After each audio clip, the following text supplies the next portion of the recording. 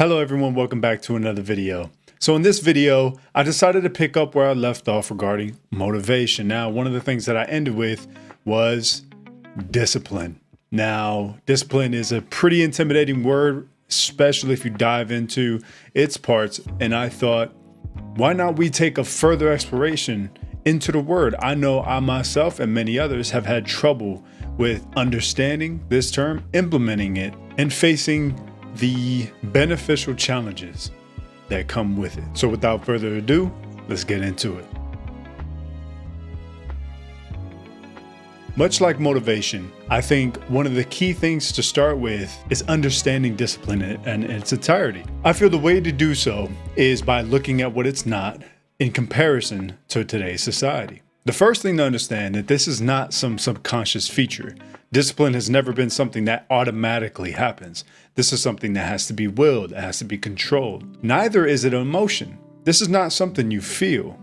This is something that's completely regulatory on person-to-person basis. And one of the honest truths about it is that this isn't something that's desirable. It is not something of desire either. It's not a drive like motivation by any means, because it is not your aim. But it is something that guides your aim. Because at the end of the day, when you want to complete something or you want to do something, that's a drive in its own. How you're going to do it and how you're going to do it over long periods of time has nothing to do with how bad you wanted it or what you wanted to do in general. As you can see, that's just a different component. Now, diving into what it is, it's self-control in reference to impulsive norms. In other words, self-control with a purpose. Impulsive norms are typically the things that we let happen instinctually when we probably shouldn't. There's a lot of norms in today's society that aren't very beneficial. What measures the power of the discipline applied is the value in it. How much you care for the thing being pursued that you're applying discipline to will typically dictate how strong that discipline will be. Strength in reference to flexibility and consistency, which is huge. And the last thing that I find that it is conflicting.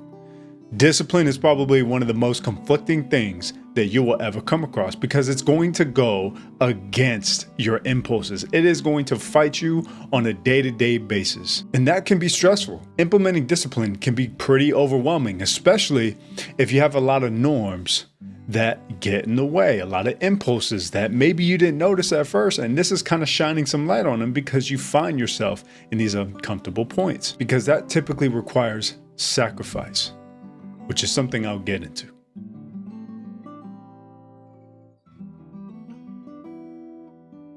For those that don't understand the necessity of discipline or why it's even necessary, the one thing I want to be understood is this. It's the tool that allows you to achieve order amidst the chaos by using your potential capability, focusing it, honing it into sustainable self-improvement that becomes easier and easier to control. As some examples of this characteristic being implied on regular living, you may be looking at that diet plan, that weight loss plan, simply kicking a bad habit, or just interacting with family more. You might have these drives to accomplish or tackle such monsters or such delayed plans, tackle little goals for yourself, but the drive and the want isn't enough to get you there because you're not always going to feel that drive.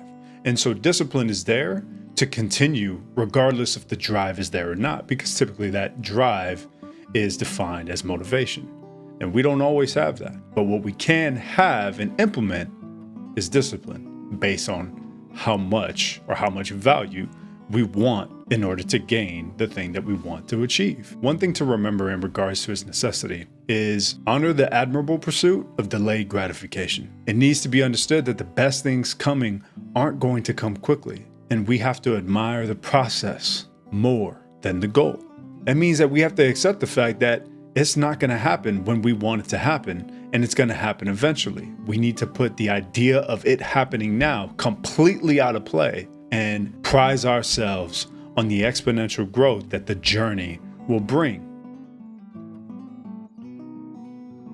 There's so many things that get in the way. A couple of the personal obstacles, for example. We may start off by weighing our priorities improperly. We have some stuff that we do first that we shouldn't. We have some things that we need to take care of before we engage on the things that we may enjoy or bring a sense of comfort to us sooner. Another thing that gets in the way in regards to personal obstacles is inconsistency. How often can we keep up a certain path that we'd want to pursue? And how often do other things get in the way or trump it? Things outside ourselves get in the way just as much. We may have a comparison dialogue.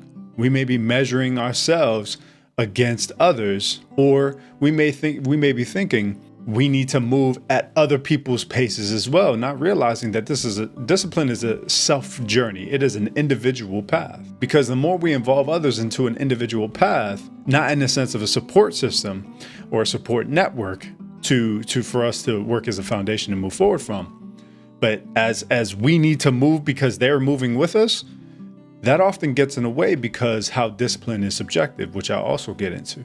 Because then the more we involve people into our disciplinary path, the more we start to fall into the trap of, this is what works for me. I say it again, discipline is subjective. What works for them is what works for them. That's not going to help you along your path, because you're going to have different values, different priorities. Your path at an honest core is always going to be different than someone else's. That's what makes us human. We are different and indifferent. That's okay. That's not to say that, oh, I feel ostracized or isolated because my path is different. It's like, no, your path is necessarily different. It has to be that way because it's you. And to say that you need to do what other people are doing is simply saying that you need to live your life the way they are living. But I'm pretty sure, and you could correct me if I'm wrong, but they didn't start off life the way you did. They didn't experience the things that you did. They didn't develop in the way that you did. So why are you doing that? Why are you trying to mimic or involve others when this is a you thing?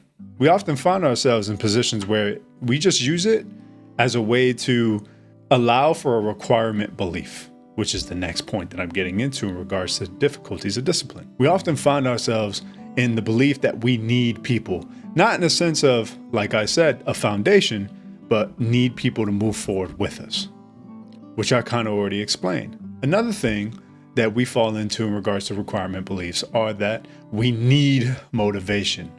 Like I stated in my last video, motivation is a wave and it'll come in waves. We may not have it every single day, and we may only have it for a portion of that day. That doesn't change the fact that we need to continue on that path, whether we feel that or not. So just because motivation starts the journey, it does not continue it. We do. And one of the more common requirement beliefs is that you need worldly moments. What worldly moments can look like are milestones in time, the new year, a birthday, an anniversary, a wedding, things that tell us that we need to jump into action now. Otherwise, we wasted another year. We wasted more time. And the one thing I'm going to say is, although these things can help indicate when you should start to give the greatest boost possible in a perceptive sense, it is not in a factual sense. And we are often wasting our time and allowing ourselves to fall in complacency because that's more comfortable. If we have these milestones and we're desperately clinging to them, how realistic is it that we're just trying to be comfortable? And this is another one of our excuses. The biggest enemy of discipline is often our own inadequacy. It's often our own excuses.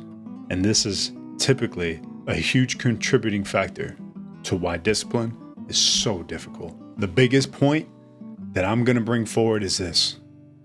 Discipline is sacrificial. It is so much so a sacrifice in regards to your life. Because the longer discipline is applied, the more you'll feel like you're losing components of your life. But I'm going to tell you this, that is necessary shedding. You are not losing anything. You are rising above the negative placement of you on that scale. And once we balance out by rising to zero, kind of like a graph, do we start to gain new, more worthy concepts. We often journey off in the examples mentioned with ambitious intent from drives of positive personal potential. But they often get cut short because we didn't properly weigh out the work needed. We didn't think about the feeling of discomfort, the suffering, or the sacrifice. But like I said, it is a necessary burn. It is a necessary suffering. because what we are doing is ridding ourselves of our inadequacy. We are ridding ourselves of the complacent features of ourselves that have held us here helpless when we have such powerful tools within us. And I will tell you that it is worth that sacrifice. If you have to rid yourself of some things that you subconsciously been wanting to rid yourself of, there's no easy way to say it. It's going to cause some discomfort. It will be uncomfortable, but I'm going to tell you this. We don't grow in comfort. That's not how human beings work. We need to face our own realities. We need to address things in a manner that we need to address them, and we need to be honest about it. If we care to apply discipline to our lives and burn off the unwanted, there's nothing that's going to tell us what that is more than discipline.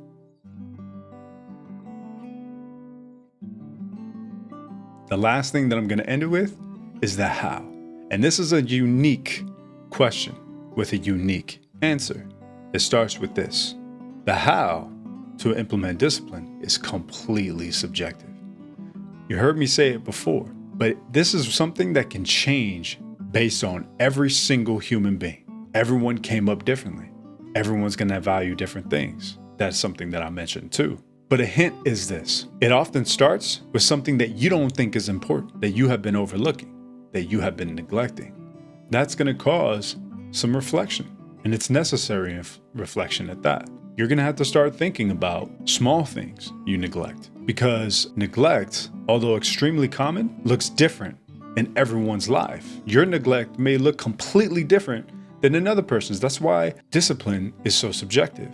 And telling you exactly how and following, well, this is what works for me, doesn't work here. And it doesn't work for that reason. And when it comes down to discipline, we can't always pick a universal direction. It is tailor-fitted to us and for us to wear every day on our own. The how to start implementing discipline towards a direction is also based on how honest are you going to be with yourself. We as people achieve order in our lives in different ways. That achievement is admirable, regardless, and improves our potential right. So to end it with some additional tips on how, address your neglect.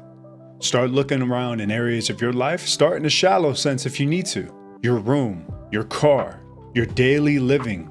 Look at the small things. Zoom in on them. How often do you overlook things in your life to prioritize something that shouldn't? These are the areas that if we can implement small, consistent practices of discipline in those areas of our life, in our life in general, we will understand what this term is for us and what that looks like in bigger concepts.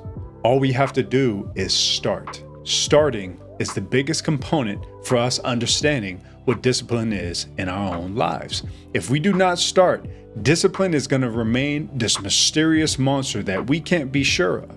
We need to dive in it. We need to address it. We need to move forward, and we need to learn accordingly. And that is so necessary.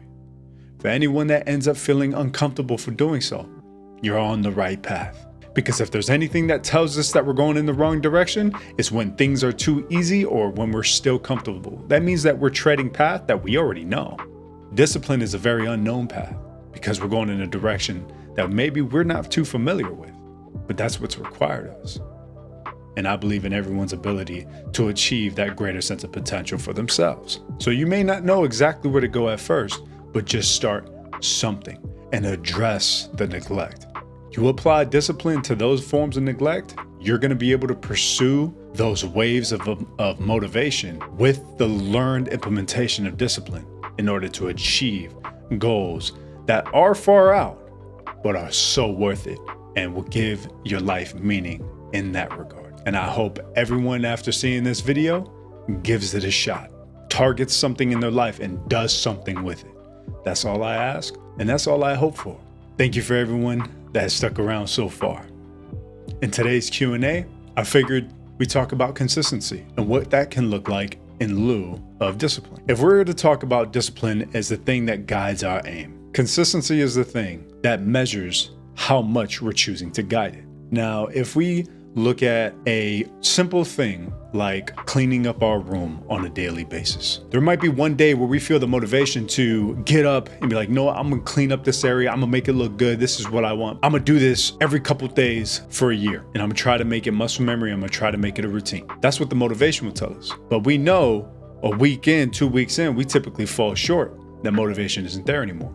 Discipline is implied. It is a conscious thought of guiding what that motivation started, because we are achieving order in the chaos that is the outcome of neglect, which was allowing our room to be a mess and not realizing that that's a staple point of us. It is a representation of us. And so what consistency ends up being is, how much are we going to let that discipline remain as it is? How much are we going to allow other things to get in the way? Consistency is an implementation that we will continue something with conscious thought because we value this outcome. And this is a representation of us because we started this with a positive motivation, such as, I want my area to be a better representation of me. I want to clean my room. And although it may be something that's so simple, we can transfer that mentality and that approach to several things in our lives. It can be anything you can think of. Maybe there's some things that you can think of on your own.